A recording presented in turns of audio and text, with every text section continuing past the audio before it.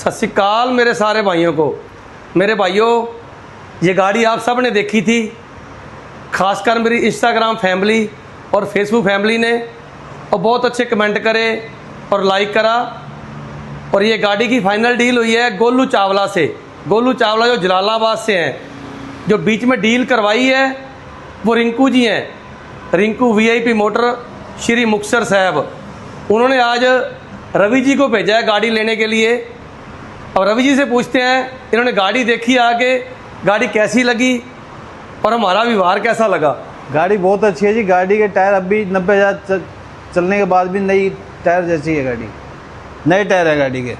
और गाड़ी की कंडीशन कैसी लगी आपको? ऐसी है नेक्स्ट टू शोरूम। ऐसी गाड़ी मैंने जीवन में पहली बार देखी है। बिल्कुल नई जैसी गाड़ी है। बिल्कुल ओके जी। कोई हमारे व्यवहार में दिक्कत आई हो आपको या कुछ आके? नहीं, बहुत बेस्ट। अच्छा जी, लेके जाओ, मुबारक हो आपको।